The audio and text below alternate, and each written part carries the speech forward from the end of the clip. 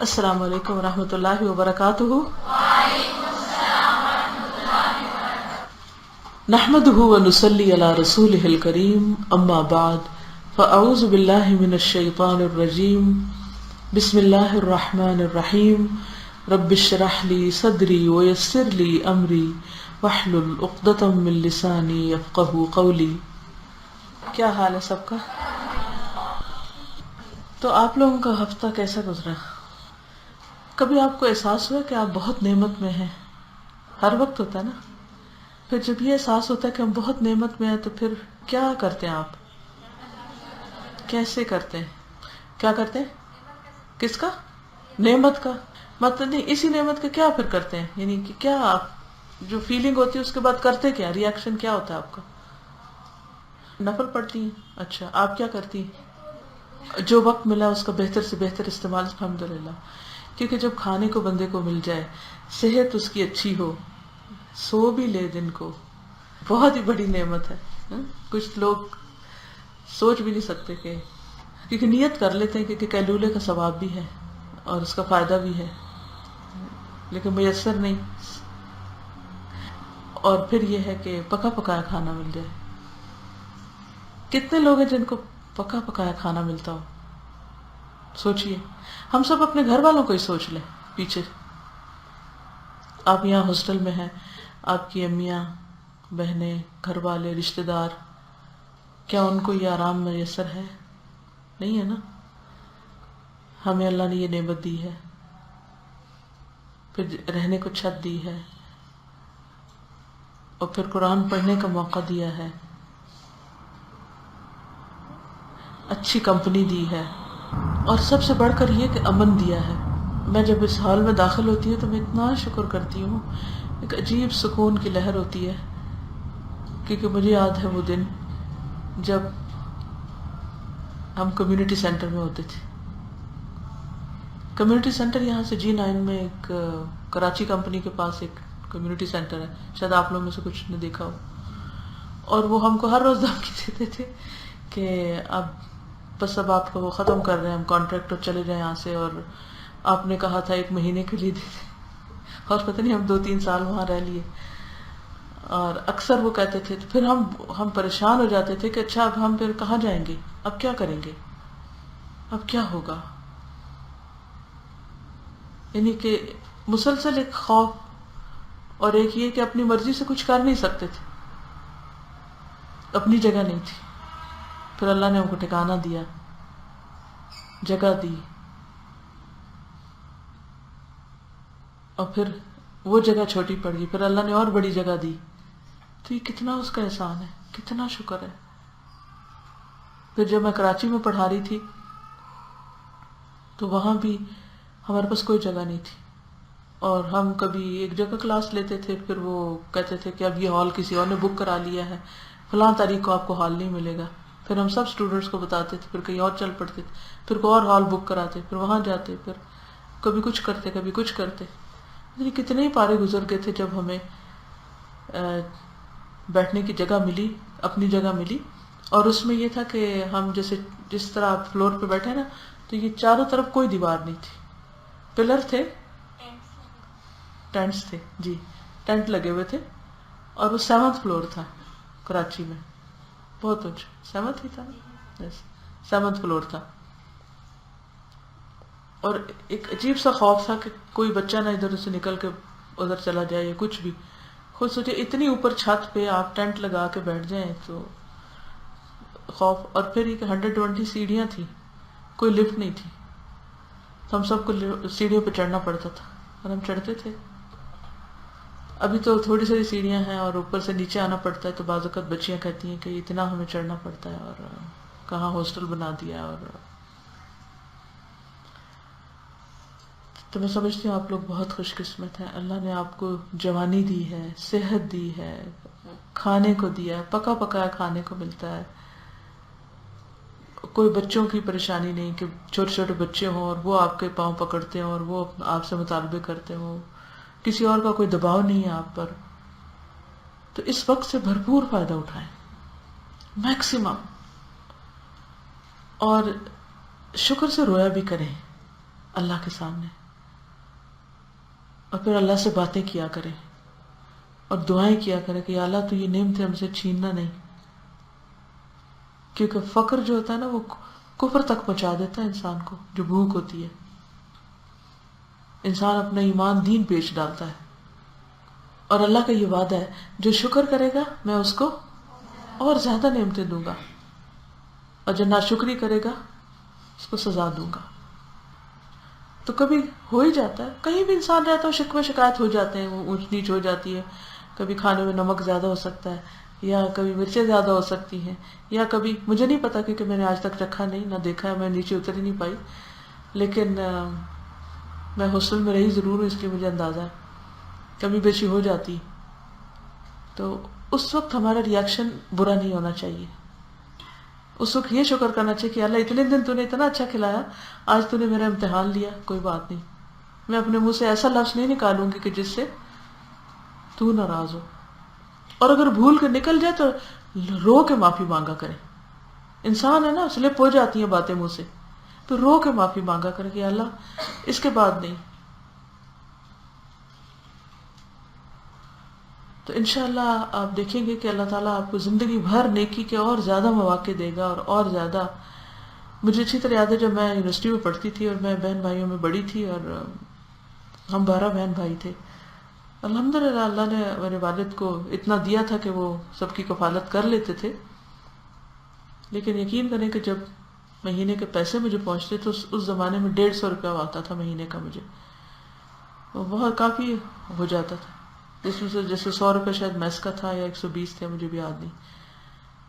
تو جس وقت وہ خط آتا تھا میں پہچان جاتی تھی کہ یہ میرے پیسے آئے، تو میں رونے لگ جاتی تھی، رو پڑتی تھی، اور میں دعا کرتی تھی اللہ مجھے اس کا حق ادا کرنے کی توفیق دے. میرے والد سارا دن محنت کرتے ہیں، سارے بہن بھائیوں کو پڑھا رہے ہیں، سب کے لیے کر رہے ہیں، تو کہیں ایسا نہ ہو کہ میں یہ وقت ضائع کر دوں اور میں اس کی قدر نہ کروں. تو الحمدللہ اس سے والدین کی بھی شکر گزاری ہوئی، پھر محنت اپنے دل سے اور شوق سے محنت کی، پھر پڑھا. اللہ نے اس کا اتنا اچھا انعام دیا کہ مجھے اس کے بعد میرٹ اسکالرشپ ملا جو لاکھوں میں تھا، جس کی وجہ سے میں پھر باہر پڑھنے کے لیے گئی. تو الحمدللہ. تو یہ ہے کہ چھوٹی چھوٹی چیزوں پر دل چھوٹا نہ کر لیا کرے کہ یہ ایسے کیوں ہے ویسے کیوں ہے. تو ایک تو یہ ہے کہ انسان اطمینان میں رہتا ہے، کیونکہ پریشانی صرف اس کو آتی ہے جو غلط کام کرتا ہے. یاد رکھیے سکون کا راز اللہ کی اطاعت ہے. اگر آپ اللہ کی اطاعت کرتے ہیں اور اللہ کے ڈر سے آپ اپنی زبان کو غلط بات سے روکتے ہیں تو آپ کے دل میں اللہ تعالیٰ سکون کی ٹھنڈک اتار دے گا. لیکن اگر شیطان کے پیچھے لگ کے آپ نے کوئی بدتمیزی کی، کوئی بد اخلاقی کی، کوئی ناروا بات کی، تو وہ اس تک تو پہنچے گی سو پہنچے گی، لیکن آپ کے اپنے اندر ایک گلٹ پیدا ہو جائے گی اور آپ کے اندر ایک بے سکونی آ جائے گی، وہ ساتھ ہی سزا ملنے لگ جائے گی. جب آپ کسی کے لیے برا سوچتے نہیں، جب آپ کسی کو برا کہتے نہیں، جب آپ ہر وقت شکر گزار رہتے ہیں، آپ نعمتوں پہ نظر رکھتے ہیں اللہ تعالیٰ کی، تو اس سے کیا ہوتا ہے کہ اپنے اندر ایک ایسی خوشی اور ایک ٹھنڈک اور ایک ایسی کیفیت رہتی ہے کہ جو کہیں خریدی نہیں جا سکتی کہیں سے. اور اگر اللہ کی نافرمانی کا کام کریں گے تو گلٹ ہوگی، خوف ہوگا، بے سکونی ہوگی، اور کہیں نہ کہیں سے پکڑ بھی ہوگی. ہم بندوں سے چھپ سکتے ہیں، ہم اللہ سے نہیں چھپ سکتے، قطعاً نہیں چھپ سکتے. بندے ہمیں وقتی طور پہ تھوڑی بہت کوئی جزا سزا دے سکتے ہیں، لیکن اصل جزا سزا اللہ کے پاس ہے. چلیے آج کا ہم پڑھ لیتے ہیں صبر اور تقوی. نحمده ونصلي على رسوله الكريم، اما بعد فاعوذ بالله من الشيطان الرجيم. بسم الله الرحمن الرحيم. رب اشرح لي صدري ويسر لي امري واحلل عقدة من لساني يفقهوا قولي.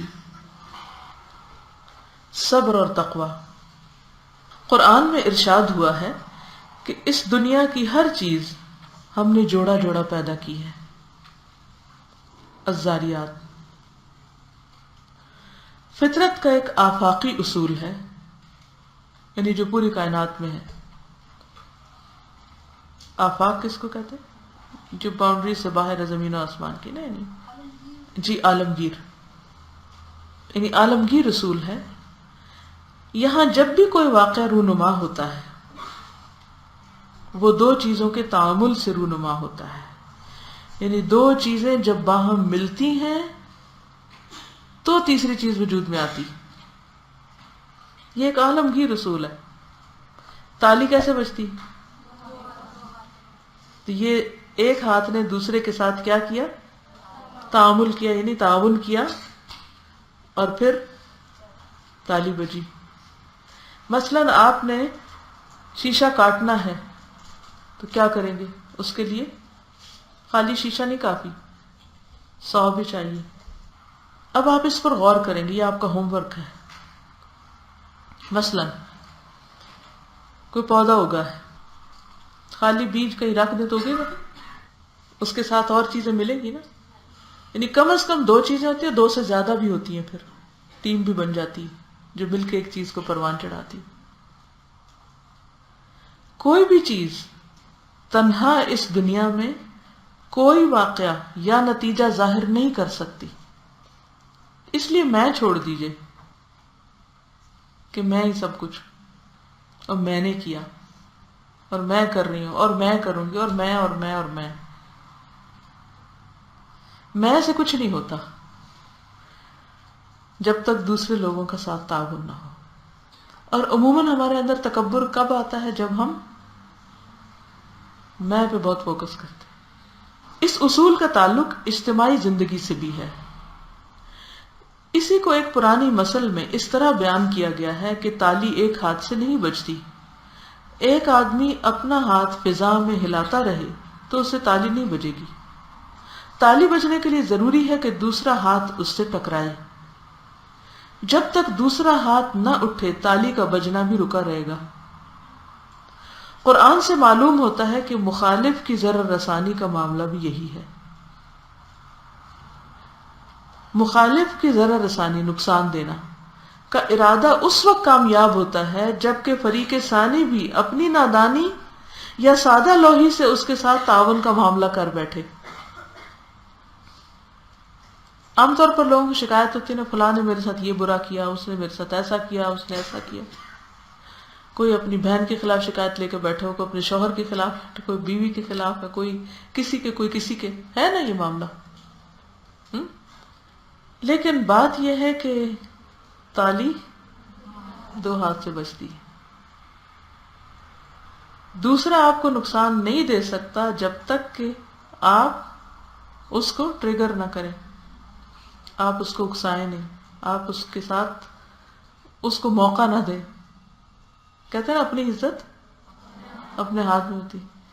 بعض اوقات ہمیں ناراضگی ہوتی، فلاں نے میری کوئی عزت نہیں کی، لیکن ہم نے ایسا موقع ہی نہیں دیا کہ کوئی عزت کرے. سبب ہم خود تھے، وجہ ہم خود تھے. فریق ثانی کا کیا مطلب ہے؟ Other party. اگر دوسرا ہاتھ بننے سے رک جائے تو دشمن کی مخالفانہ تالی بھی بجنے والی نہیں. قرآن میں بتایا گیا ہے کہ کچھ لوگ اہل اسلام کو نقصان پہنچانے پر تلے ہوئے ہیں. ان کو اہل اسلام سے سخت بغض اور عداوت ہے. اس کے بعد فرمایا کہ وَإِن تَصْبِرُوا وَتَتَّقُوا لَا يَضُرُّكُمْ كَيْدُهُمْ شَيْئًا إِنَّ اللَّهَ بِمَا يَعْمَلُونَ مُحِيطٌ.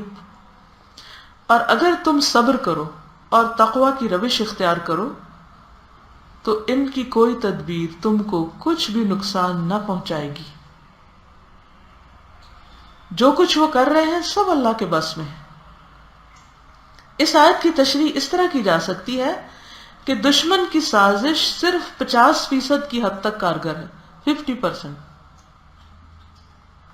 وہ اپنی تکمیل تک صرف اس وقت پہنچتی ہے جبکہ فریق ثانی اپنی کسی غلطی سے اس کے منصوبے کا بقیہ 50% حصہ پورا کر دے. یعنی اپنی حماقت سے اس کے 50% کو عمل میں لے آئے. صبر اور تقوی اس بات کی ضمانت ہے کہ اس کے منصوبہ کا یہ بقیہ نصف حصہ دشمن کو حاصل نہ ہو. جب ایسا ہوگا تو اس کی مخالفانہ تدبیر لازمی طور پر بے نتیجہ ہو کر رہ جائے گی. اس قانون کے تحت اللہ تعالیٰ نے آپ کے معاملہ کو خود آپ کے ہاتھ میں دے دیا ہے. کہتے ہیں نا اپنی عزت اپنے ہاتھ میں ہوتی. ایک شخص جو ہے وہ ایسے ہی بس راہ چلتے چھیڑ رہا تھا آپ کو. آپ کا کیا کام تھا؟ آپ کیا کرتے؟ اگنور کر کے چلے گئے. آپ نے کیا کیا؟ وہ تو تھا ہی بیوقوف. آپ نے بھی اسی طرح کا جواب اس کو دیا. اس سے معاملہ اور بڑھ گیا. وہ جو صرف ایک بات تھی اب وہ فساد مار کٹائی تک چلا گیا معاملہ. بچے جو ہیں ان میں لڑائیاں کیوں زیادہ ہوتی ہیں؟ زیادہ تر بچوں میں ہوتی ہیں نا لڑائیاں. کیوں ایسے ہوتا ہے؟ ایک چھیڑتا ہے اور دوسرا اپنی سادہ لوہی سے اس سے بڑھ کر پھر وہ بات بڑھ جاتی. اور کیا عام طور پر ایسا ہوتا ہے کہ جیسے شیطان ہمارے دل میں خیال ڈالتا ہے. وہ ہمارا دشمن ہے نا، پکا دشمن، پکا پکا.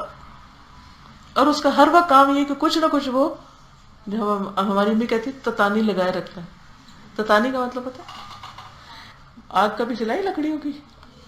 اچھا جب وہ لکڑی جل رہی ہوتی ہے تو بعض اوقات اگر آپ بچپن میں جیسے ہم نانی گھر جاتے تھے تو ایسے کرتے تھے کہ ایک لکڑی نکال لی اور اس کو ایسے ایسے کرتے تھے، کھیلتے تھے، اس سے بوٹے بناتے تھے. تو یہ تتانی لگانا ہوتا ہے نا.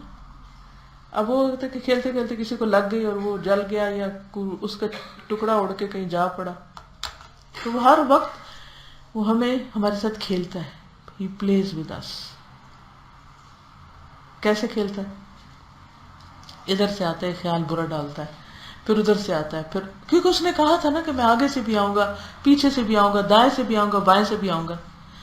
جب ہم اس کے خیال کو ریجیکٹ کر دیتے ہیں کہ نہیں نہیں یہ ایسی بدگمانی ہے، اس کی کوئی حقیقت نہیں، تو پھر کیا ہوتا ہے؟ ہاں؟ ہم اس کو موقع نہیں دیتے پنپنے کا. ہم اپنے دل کو اس کے حوالے نہیں کرتے کہ وہ اس میں آ کے تو جو دل چاہے وہ گائے. لہٰذا وہ کامیاب نہیں ہوتا. لیکن اگر ہم ریسیپٹیو ہوتے ہیں، ہم کہتے ہیں ہاں ہاں یہ تو گریٹ آئیڈیا ہے جو میرے دل میں آیا ہے اور اب میں تو ایسا اور ایسا کروں گی، تو ہم شیطان کا آلہ کار بنتے. پھر جب انسان غصے میں بھڑک اٹھتا ہے نا تو وہ ہنستا ہے، خوش ہوتا ہے، وہ کہتا ہے میرا کام ہو گیا. اور انسان کو وہ بالکل پاگلوں والی، بچوں سے بھی بچیوں والی حرکتیں کرنے پہ مجبور کر دیتا ہے. اسی لیے آپ نے دیکھا ہوگا کہ بعض اوقات انتہائی عقل مند انسان جب غصے میں آتا ہے تو اتنی بےہودہ فضول بات کرتا ہے، گفتگو، کہ وہ اس کے شایان شان ہوتی ہی نہیں. اچھا کوئی بھی اپنا غصے کا واقعہ یاد کرے کہ آپ نے اس سے کیسے ریاکٹ کیا. مجھے اپنا ایک یاد آ رہا ہے ریسنٹلی. تو جو یہ میرا غصہ اترا تو میں نے کہا کہ یہ میں نے کیا کیا، کیوں ایسے کیا ہے. بہت دیر تک میں ریگریٹ کرتی رہی. ہوا یہ کہ میں بیٹھی پڑھ رہی تھی، میرا فون پاس رکھا تھا، تو میرا بیٹا آیا، اس نے فون اٹھایا اور جا کے تو اوورسیز کال کرنے لگا. ایک دن پہلے میں نے کریڈٹ ڈلوایا تھا تو مجھے ایک دم غصہ آ گیا. میں نے اس کو غصے سے دیکھا اور میں نے کہا تم اب بڑے ہو گئے ہو، تمہارا فرض ہے کہ تم مجھے کریڈٹ ڈال کے دو، نہ کہ میری اجازت کے بغیر میرا تم یوز کرو. تو اس نے ایسے مجھے دیکھا اور چلا گیا نا. مجھے اتنا میرا دل تکلیف میں آیا اور میں اٹھی، جا کے میں نے واش روم میں گئی، میں روئی، میں نے توبہ توبہ توبہ کی، بہت اللہ سے معافی مانگی کہ میں اس بات کو اس سے آسان انداز میں کہہ سکتی تھی. میں نے اپنی عملی مثال سے بچے کو کیا تربیت دی ہے کہ وہ بھی ایسے ہی تانے دیا کرے. میں نے اس کو تانا دیا نا. تو میں پھر ریکال کر رہی تھی نا اپنے کہ میں نے یہ کیا، میں نے ایسے کیا، میں نے یوں بولی، میرا سٹائل یہ تھا، میرا دیکھنے کا انداز یہ تھا، میرے بولنے کا یہ تھا. تو یہ زیب نہیں دیتا. میں نے تو جو کیا مگر اس کی تربیت خراب ہوئی. وہ ویسے ہی کرے گا نا جیسے میں کروں گی کہ نہیں. بچے ہمارا ہی آئینہ ہوتے ہیں نا، وہ بھی ایسے ہی کرے گا. اس وقت کی میں اپنی شکل اور اپنا غصہ اور اپنا ریاکشن اور اپنی وہ جو ہے نا تصور میں لا رہی تھی کہ میں نے کیا کیا. تو اسی طرح ہم اونچا بول جاتے ہیں. اچھا خود سوچیں کہ جب ایک اچھا بھلا انسان چیخ کے بولے تو اس کی کیا عزت ہے؟ نہیں ہے نا. لیکن اکثر مائیں گھر میں کیا کر رہی ہوتی ہیں؟ اب اگر ہم یہی کریں گے تو قرآن پڑھنے والوں اور انا انکر الاصوات لصوت الحمیر ہم خود پڑھتے پڑھاتے ہیں اور پھر ہم اسی طرح ہم خود چیخنا شروع کر دیں جیسے گدھے کے گلے سے آواز نکلتی گڑ گڑ کر کے، ویسی آواز ہم اس آواز میں ہم بول رہے ہیں، تو فرق کس چیز کا رہ گیا؟ کوئی نہیں رہا نا. لیکن ہم سب غلطی کرتے. اس کا نہیں مطلب کہ میں نے یہ آخری غلطی کی تو اس کے بعد بار بار انسان ریپیٹ کرتا ہے. لیکن یہ یاد رکھیں کہ اس وقت انسان یہ ریئلائز کرے کہ یہ شیطان تھا جو ویٹ کر رہا تھا. اچھا بھلا کام کرتے کرتے اس نے ایسا حملہ کیا اور کہاں سے میرے دل میں خیال ڈالا کہ میں اس کو یہ تانا دوں کہ تم لڑکے ہو اور تم کو یہ نہیں کرنا چاہیے. میں اس کے بغیر بھی تو کہہ سکتی تھی کہ یہ صحیح مینرز نہیں ہے اور آپ کو اجازت لے کے بات کرنی چاہیے. اس میں کریڈٹ اور ادھر اور ادھر یہ گھٹیا گفتگو تھی، یہ نہیں کرنی چاہیے تھی مجھے. تو بات یہ ہے کہ شیطان سخت دشمن ہے، موقع کی تلاش پہ رہتا ہے کہ کہاں میں اس شخص کو آگ لگاؤں، تتانی لگاؤں اور اس کو جلا کے بھاگ جاؤں. کیونکہ بعض اوقات ایک وہ ہوتی ہے نا چنگاری، وہ گاؤں میں ہوتا یہ تھا کہ وہ روئی کے نا وہ ڈھیر رکھے ہوئے ہوتے تھے، تو بعض اوقات ایسی چنگاریوں سے وہ بڑے بڑے ڈھیر بھی جل جاتے ہیں. تو ہوتا یہی ہے کہ ہم اعمال کی وہ ڈھیری جمع کرتے ہیں سارا دن اور پھر ایک تتانی لگاتے ہیں اور وہ سارا کچھ اڑا دیتے ہیں اس کو. جی تو ان کا اصل یہاں کہنے کا مطلب یہ تھا کہ صبر اور تقویٰ بھی لازم و ملزوم ہے. صبر اور خدا خوفی دو چیزیں جب جمع ہوگی تو پھر آپ دوسرے کو موقع نہیں دیں گے، یعنی شیطان کو موقع نہیں دیں گے یا کسی انسان کو موقع نہیں دیں گے کہ پھر وہ آپ کو اس درجے پہ لا کھڑا کرے کہ آپ بد اخلاق ہو جائیں. غصہ ایسی چیز ہے کہ جو انسان کو وہ نیچے گراتا ہے لا کے. بس رکنا، تھوڑا سا سٹاپ، پاز کر لیں. اٹ از ڈیفیکلٹ لیکن آپ پریکٹس کریں گے تو انشاءاللہ ہوگا، کیونکہ میں نے اس کا تجربہ کیا ہے کہ جب غصہ آئے تو تھوڑی دیر سن لیں چپ کر کے کہ دوسرا کیا کہتا ہے، اور ذرا سا بھی اگر آپ نے پاز دے دیا نا، بلیو می آپ کو اللہ تعالیٰ اس سے ڈبل دے دے گا کہ آپ اور تھوڑا سا رک جائیں، تھوڑا سا اور رک جائیں. ویری گڈ ٹپ. اپنے پاس کوئی ایسی چیز رکھیں جب غصہ آئے تو منہ میں ڈالیں. ٹافی رکھ لیں، سویٹ رکھ لیں، کھجور رکھ لیں، کوئی چیز. اچھا بعض اوقات ایسا ہوتا ہے نا کہ آپ کھانا کھا رہے تو فون آ جاتا ہے تو آپ کیا کرتے ہیں؟ سن رہے ہوتے ہیں، پھر آپ کے منہ میں کچھ ہوتا ہے، آپ جواب نہیں دیتے تو اگلا سمجھتا ہے کہ ہیلو ہیلو کدھر گیا آپ، تو آپ کہتے ہیں میں ذرا کچھ کھا رہی تھی، تو آٹومیٹیکلی پاز آ جاتا ہے، پھر منہ میں کچھ ہوتا ہے. یعنی جب ہم ایسی کوئی سچویشن ہوتی ہے تو ہم عموماً تعویل کر لیتے ہیں، ہم کہتے ہیں کہ اپنے آپ کو جسٹیفائی کر لیتے ہیں نا. عموماً غصے کا اظہار کھانا نہ کھا کے کیا جاتا ہے، اس سے اور زیادہ انسان کو غصہ آتا ہے اور پھر وہ اور زیادہ ملٹی پلائی ہو جاتا ہے. تو علاج نہیں ہے اس کا. جی میں نے اس کے بعد کیا کیا، ایک تو میں روئی، دعا بہت کی، اذان اس کے بعد ہوئی، اس کے بعد توبہ استغفار کی اور اپنے لیے دعا مانگی. اور اس کے بعد جب میں صبح، کیونکہ رات کا وقت تھا، صبح جب میں جگانے کے لیے گئی نماز کے بعد تو میں نے بہت آرام سے ناک کیا. جب اس نے دروازہ کھولا تو میں نے اسمائل کر کے سلام کیا اور کہا بیٹے نماز پڑھ لو. تو یعنی کہ اس بندے کے ساتھ بھی تھوڑا سا وقت دے دیں، کیونکہ وہ ایک دم آپ اس کو بھی ٹائم چاہیے ہوتا ہے اور خود کو بھی ٹائم چاہیے ہوتا ہے. تو اس کے بعد ان الحسنات یذہبن السیئات، آپ کوئی اچھا کام کر لیں، اس شخص کے ساتھ احسان کر لیں، کوئی اور اپنی طرف سے نیکی کر لیں، کوئی صدقہ کریں، تو انشاءاللہ تعالیٰ وہ گلٹ پھر دل سے نکل جاتی ہے. اس گلٹ کا نکلنا بہت ضروری ہوتا ہے، کہ بوجھ نکلنا چاہیے اندر سے. ٹھیک ہے، law of cause and effect. ٹھیک ہے، یعنی جب آپ کسی چیز کے لیے کاز ہوتے ہیں تو پھر اس کا ایفیکٹ بھی آپ پر ہی آتا ہے. یہ جو ذکر کی بات کی نا، دس از ویری ویری ریلیونٹ. اور جب آپ اللہ کا ذکر کرتے ہیں تو وہ اس کے لیے ایک تیر کی طرح ہوتا ہے نا، آپ اس کو تیر مار رہے ہوتے ہیں. آپ اس کو دیکھ نہیں سکتے اور آپ ہاتھ سے کوئی چیز اس کو مار نہیں سکتے، لیکن ذکر جو ہے وہ ایک طرح سے اس کے لیے بجلی بن کے گرتا ہے. جزاکم اللہ خیر. السلام علیکم ورحمۃ اللہ وبرکاتہ. سبحانک اللہم و بحمدک نشہد ان لا الہ الا انت نستغفرک و نتوب الیک.